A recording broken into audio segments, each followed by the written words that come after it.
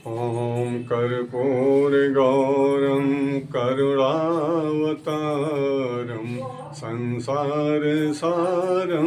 भुजगेन्द्रहारं सदा वसन्तं हृदयारविन्दे भवं भवानी सहितं नमामि। कर्पूरगौरं करुणावतारं संसारसारं भुजगेन्द्रहारं सदा वसन्तं हृदयारविन्दे भवं भवानी सहितं नमामि। भवं भवानी सहितं नमामि। बोले शंकर भगवान की जय। अनंत बलवंत संत श्री हनुमंत लाल जी महाराज की जय। राघवेंद्र सरकार जी की जय। जय जय श्री राधे। मैं आचार्य श्रीकांत चौबे मानस कोकिल। यूँ तो मैं भागवत कथा वाचक हूँ, किंतु भागवत कथा प्रारंभ के पहले राम कथा करनी है जो चल रही है। हम सभी ध्यान पूर्वक इसका श्रवण करेंगे। एक समय की बात मैं बता दूं, शंकर जी के नृत्य को तो सभी पसंद करते हैं या नहीं करते हैं। पूरे संसार में शिव तांडव जो है प्रसिद्ध है, अत्यंत सुंदर है और अत्यंत महत्वपूर्ण है।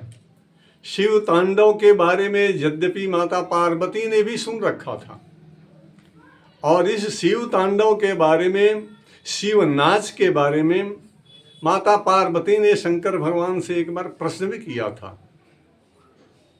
इस काव्य का शीर्षक है शिव नाच।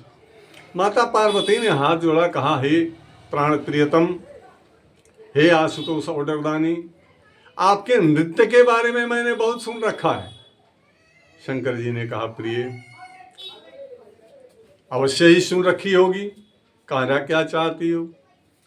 माता पार्वती ने कहा, हे आशुतोष ओडरदानी, हे देवाधिदेव महादेव, आप तो संसार के मालिक हैं, विश्वेश्वर हैं, सर्वेश्वर हैं, सबको नृत्य दिखाते हैं, आप सबको नाच दिखा चुके हैं। ऐसा सुनने में आया है कि तुम मुझे कभी नहीं दिखाया, एक बार मुझे भी दिखा दीजिए। और एक मिथिला के मैथिल कवि, बहुत बड़े कवि हुए हैं, नाम आप अवश्य जानते होंगे, विद्यापति जी महाराज। उन्होंने अपने कलम से, चूँकि वो भगवान शिव के परम उपासक थे, परम भक्त थे, और इस शिव तांडव के बारे में माता पार्वती और शिव के आपस के बीच जो वार्ता हुई, शिव तांडव के बारे में, शिव के नाचने के बारे में, उसका बड़ा ही सुंदर चित्रण महाकवि विद्यापति जी ने किया है। कहती है माँ पार्वती, हे देवाधिदेव महादेव, मैंने सुन रखा है और आज एक सुंदर सा पर्व त्यौहार लगा हुआ है, जरा सा नाच हमें भी दिखा दें। संसार को तो आपने दिखाया है, हमें भी दिखा दो देवाधिदेव महादेव। महादेव मुस्कराए, कहा, प्राण प्रियतमा पार्वती, हमारा नृत्य देखना चाहती हो? कहा, हाँ। कहा, क्या देखना चाहती हो? कहा, आज बहुत सुंदर सा त्योहार है, पर्व है। आज शिव भरत महापुनि नाथ एक लागल हे। आजु शिव भरत महापुनि नाथ एक लागल हे। आहे धरु शिव तू नटवेश, हम डमरू बजाई बिहे। आहे धरु शिव तू नटवेश, हम डमरू बजाई बिहे। हे देवाधिदेव, आप नट का वेश धारण करें, वेश बनाएं नृत्य करने का, और मैं डमरू बजाऊंगी। माता पार्वती कहती है कि हे पतिदेव, आप नाचो और मैं आपके नाच पर थिरक थिरक कर डमरू बजाऊंगी। कितना अच्छा लगेगा महादेव, जरा हमें आज नाच दिखावे आप। तो महादेव क्या कहते हैं, तू जो कही छो गौरी नाचे।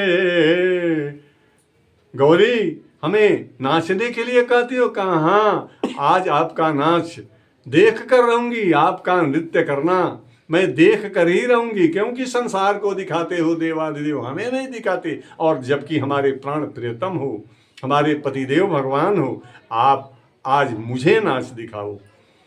शंकर जी कहते हैं कि तू जो कही छो गौरी नाचे। हे प्रिय, अवश्य ही नाच दिखाऊंगा, किंतु सुन लो मेरे नाचने में क्या क्या कठिनाइयां हो सकती है। अगर कहोगी तो पूरी तरह से नृत्य करके तुमको प्रसन्न करने का प्रयत्न करूंगा, लेकिन सुनो तो नाचने में क्या क्या कठिनाई आ सकती है। तू जो कही छो गौरी नाचे, तो हम के नाचबिहे। आहे अमिया छमिया गिरी जाई, बाघंबर जागत। आहे अमिया छमिया गिरी जाई, बाघंबर जागत है। आहे होवत बाघंबर व्याघ, बसह धरी खाय तुहे। आहे होवत बाघंबर व्याघ, बसह धरी खाय तुहे। आहे सर से जो ससरत सर्प, भूमि पर लोटत है। आहे सर से जो ससरत सर्प, भूमि पर लोटत है। सर से जो ससरत सर्प, भूमि पर लोटत है। आहे कार्तिक पोसल मयूर, सेहु धरी खाय तुहे। पार्वती, अरे मुझे नाचने के लिए कहती हो तो ठीक है, मैं नाच तो दिखाऊंगा, लेकिन मैं बाघंबर पहनता हूं। अगर मेरे माथे पर चंद्रमा है, चंद्रमा के पास अमृत है, मैं बाघंबर पहना हूं। अगर कहीं चंद्रमा के पास से एक बूंद भी अमृत टपक गया तो बाघंबर पर पड़ेगा। अब बाघंबर पर पड़ेगा तो अमृत का काम है अमरता प्रदान करना, मरे हुए को प्राण दान देना, जिंदा करना, तो बाघ जिंदा हो जाएगा। और जब बाघ बिन जिंदा हो जाएगा तो मेरे वाहन है नंदी जी, बसहा बैल, वो तो बाघ जिंदा होकर तुरंत दहाड़ेगा और नंदीश्वर को ही खा जाएगा। माता पार्वती आश्चर्य होकर के सुन रही है। आशुतोष औडरदानी पुनः कहते हैं कि यहाँ अगर बाघंबर बाघ बन गया अमृत के स्पर्श से, तो वो तुरंत जिंदा होकर बसहा बैल को खाने दौड़ेगा। और अगर कहीं गले में सर्प हैं, सर्पराज हैं हमारे गले में, अगर वो सरक गए कहीं और धरती पर लौट गए, तो धरती पर लौट जाने का मतलब होगा कि मेरे पुत्र कार्तिक जो हैं, कार्तिक का मयूर मोर जिनका भोजन सर्प है, तो मयूर दौड़ेंगे सर्प को खाने के लिए। और कहीं अगर मयूर ने छोड़ भी दिया तो हमारे जो दूसरे पुत्र हैं, कनिष्क के पुत्र भगवान गणेश, उस गणेश का वाहन है चूहा, तो सर्प ही चूहा को निकल जाएगा, सब एक दूसरे के भोजन बन जाएंगे। इसलिए गल से जो ससरात सर्प, अरे घर से जो ससरात सर्प, भूमि पर लौटत है।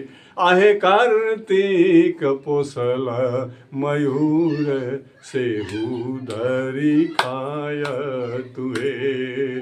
कार्तिक पोसल मयूर, सेहु धरी खाय तुहे। आहे वाहन गणेश के मूस, सेहु कहाँ बाज तुहे। अरे गणेश जी का वाहन वो चूहा भला कहाँ भाग कर जाएगा? अगर मयूर के मुख से सर्प छूट गया तो सर्प से फिर चूहा कहाँ भाग कर जाएगा? मयूर अगर खा लिया तो सर्प का जीवन लीला समाप्त, अगर छोड़ दिया तो सर्प चूहा का जीवन लीला समाप्त कर देगा। मैं कैसे नाचूंगा? माता पार्वती बड़े आश्चर्यचकित होकर श्रवण कर रही है। हाँ, और भी कोई कठिनाई है देवाधिदेव, मेरे पतिदेव? कहा अभी और तो सुनो। अरे जट से बही जात गंगा भूमि पर पाट तुहे, आहे जट से बही जात गंगा भूमि पर पाट तुहे, आहे होवत शास्त्र मुखधार सिमिटियो नायावत हे, आहे होवत शास्त्र मुख धार सिमिटियो नायावत हे प्रिय, अगर कहीं जटे से गंगा ढरक गई तो पृथ्वी पर प्रलय आ जाएगा। किसी के रोकने से गंगा रोक नहीं सकती, इस पूरे धरा पर प्रलय फैल जाएगा। अगर कहो तो मैं नाच दिखाऊं। पार्वती मैया आश्चर्यचकित होकर के श्रवण कर रही हैं, इस बात को हृदयंगम कर रही है, कह रही है नाथ और भी कोई दिक्कत है, कोई कठिनाई हो तो और भी सुना डालो। कह रही इतना ही नहीं है, अरे गले से टूटत मुंड माल, घर से टूटत मुंड माल, मसानी जाग तुहे, आहे घर से टूटत मुंड माल, मसानी जाग तुहे, आहे प्रगटत भूत बाय ताल, सबही धरी खाय तुहे, आहे प्रगटत भूत बैताल, सबही धरी खाय तुहे। प्रिय पार्वती, अगर गंगा प्रलय नहीं मचा पाई तो मेरे नृत्य करते समय मेरे गले में मुंडों की माला है, अगर कहीं माला टूट गई और ये मुंडों की माला बिखर गई तो पूरे संसार में, पूरे पृथ्वी पर भूत बैताल पिशाच हाकिनी डाकिनी पिशाचिनी सब छा जाएंगे और पूरे संसार को निगल जाएंगे। हे पार्वती, कहो तो मैं नाच दिखाने के लिए पूरी तरह तैयार हूँ, तुम्हें अवश्य ही नाच दिखाऊंगा। और अब तुम्हें आदेश करने की जरूरत है, मुझे आज्ञा दो। इतना अगर बर्दाश्त कर सको, इतनी कठिनाई को तुम झेल सको, इससे कोई दिक्कत ना हो, आप प्रसन्नता पूर्वक मेरा नाच देख सको तो अवश्य ही नाच करूंगा। मैं अभी नृत्य करता हूँ, इसलिए अब तुम अंतिम बार सोच लो। और विद्यापति जी बड़े ही सुंदर शब्दों में कहते हैं कि माता पार्वती इस बात को जब श्रवण की तो उनको पृथ्वी पर प्रलय ही प्रलय नजर आने लगा।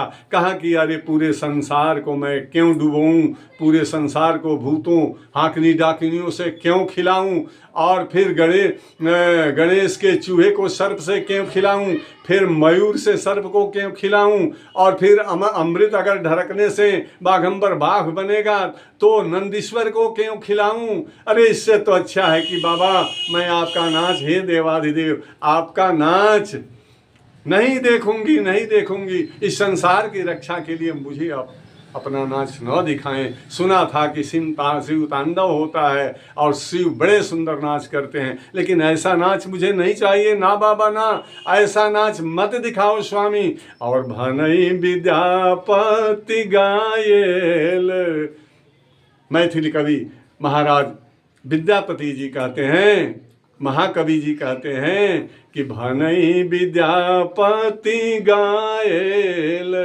गाई के सुनाएल, भनई विद्यापति गायेल, गाई के सुनाएल, आहे रखी लिहलो गौरा के मान, तो सब कुछ बाँचल, आहे रखी लिहलो गौरा के मान, तो सब कुछ बाँचल हे। आहे रखी लिहलो गौरा के बान, तो सब कुछ बाँचल है।